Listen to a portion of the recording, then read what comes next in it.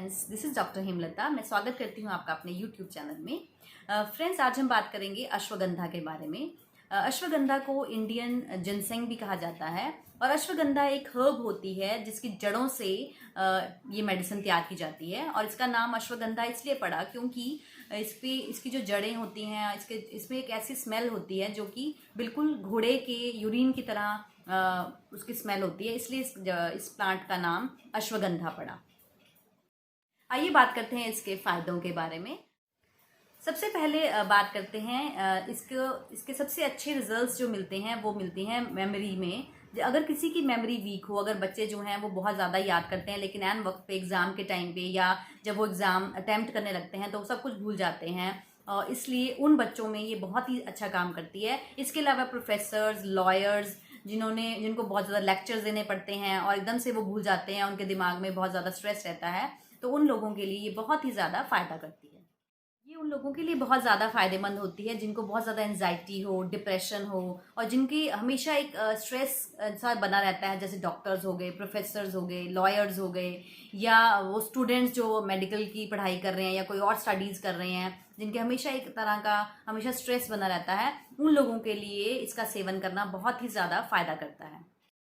Studies में पाया गया है कि हार्ट डिजीज़ के लिए भी ये अश्वगंधा बहुत ही ज़्यादा फ़ायदा करता है, स्पेशली अगर कोलेस्ट्रॉल लेवल इंक्रीज़ हो और अगर ट्राइग्लिसराइड्स लेवल जिनका इंक्रीज़ हो जाता है, उस केसेस में अश्वगंधा लेने से जो कोलेस्ट्रॉल है वो भी कंट्रोल हो जाता है, जिसकी वजह से ट्राइग्लिसराइड्स लेवल और साथ ही साथ बीपी भी कंट्रोल होना शुरू हो जाता है। स्टडीज़ में पाया गया है कि अगर डायबिटीज़ हो किसी को फैमिली में, या जिनके शुगर लेवल कंट्रोल नहीं हो रहा हो, तो उन लोगों में भी अगर अश्वगंधा दिया जाए तो उनकी जो शुगर है वो काफ़ी हद तक कंट्रोल हो जाती है। अश्वगंधा कैंसर सेल्स को मारने के लिए भी बहुत ही ज़्यादा कारगर साबित होती है। अगर कहीं भी कैंसर हो या किसी की फैमिली हिस्ट्री में कैंसर हो, अगर वो लोग इसका अश्वगंधा का सेवन करते हैं तो कैंसर सेल्स की रोकथाम के लिए बहुत ही ज़्यादा फायदेमंद सिद्ध होती है। अश्वगंधा में ये क्वालिटी पाई जाती है कि ये आपके इम्यून सिस्टम को बहुत ज़्यादा स्ट्रॉन्ग कर देती है, जिससे कि आपके अंदर रोगों से लड़ने की क्षमता जो है वो बहुत ज़्यादा मजबूत हो जाती है। और आजकल स्टडीज़ भी की जा रही है जिसमें ये भी पाया गया है कि कोई भी तरह के वायरस या बैक्टीरियल इन्फेक्शन हो, उसको भी अश्वगंधा जो है वो दूर भगाने में फ़ायदा करती है। अश्वगंधा के मेल सिम्टम्स की बात करें तो अश्वगंधा मेल इनफर्टिलिटी के लिए बहुत ही अच्छी मेडिसिन मानी गई है, क्योंकि ये स्पर्म काउंट्स को इंक्रीज करने में, स्पर्म्स की मोटिलिटी के लिए और स्पर्म्स को अच्छी क्वालिटी के लिए बहुत ही ज़्यादा फायदेमंद होती है। इसके साथ साथ जो मेल्स के साथ साथ फीमेल्स के लिए भी जो अश्वगंधा है वो बहुत ज़्यादा फ़ायदा करती है, स्पेशली अगर उनमें आयरन कम हो और उसकी वजह से मेंस्ट्रुअल इरेगुलरिटीज़ हों, तो उन केसेस में, और बाई डिस्चार्ज की वजह से अगर जो पेशेंट है वो कंसीव ना कर पा रही हो, तो उन केसेस में अश्वगंधा जो है वो बहुत ही ज़्यादा फ़ायदा करती है।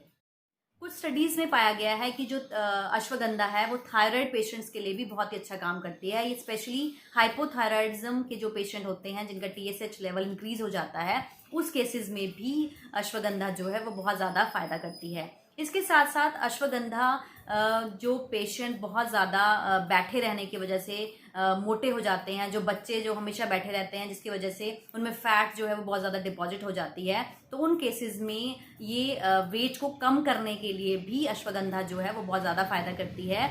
और जो लोग जिम जाते हैं या जिनका वज़न नहीं बढ़ता है, जो बहुत ही ज़्यादा दुबले पतले होते हैं, वो जितना मर्जी खा लें तो भी उनका वज़न नहीं बढ़ता है, बहुत महंगे प्रोटीन पाउडर लेते हैं फिर भी उनका वज़न नहीं बढ़ता है, तो उन केसेस में जो अश्वगंधा है वो मसल्स बनाने में, स्पेशली आपके मसल्स को स्ट्रेंथन करने में अश्वगंधा बहुत ही ज़्यादा बेनिफिशियल साबित होती है।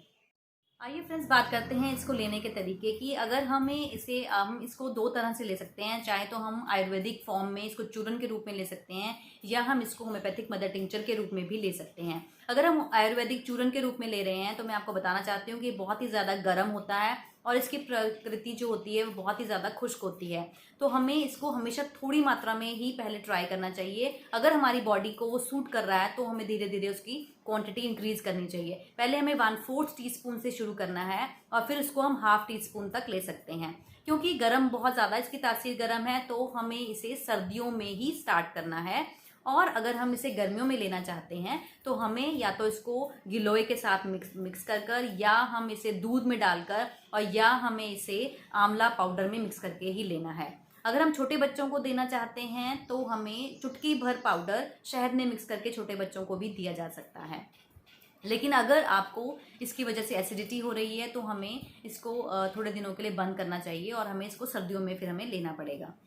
इसके अलावा फ्रेंड्स, अगर हमें कहीं पे भी स्वेलिंग हो बॉडी में और कहीं पे भी पेन हो रहा हो तो हम इसको दूध में मिलाकर भी ले सकते हैं। दूध में मिलाकर भी इसके बहुत ज़्यादा बेनिफिशियल होते हैं, बहुत ज़्यादा बेनिफिशियल होता है ये। और स्पेशली जिन बच्चों का वेट कम है, जिनका हम वेट इंक्रीज करना चाहते हैं या हाइट इंक्रीज करना चाहते हैं, तो उन बच्चों को हम या तो हम इसको घी और मिश्री के साथ मिक्स कर कर गोलियां बनाकर हम दे सकते हैं, ऊपर से गर्म दूध पिला दो, या हम इसको गर्म दूध में मिक्स कर कर भी बच्चों को दे सकते हैं, जिससे उनकी हाइट भी इंक्रीज होती है और उनको उनकी बॉडी बनाने में भी, मसल्स बनाने में भी बहुत ज़्यादा फायदा करते हैं।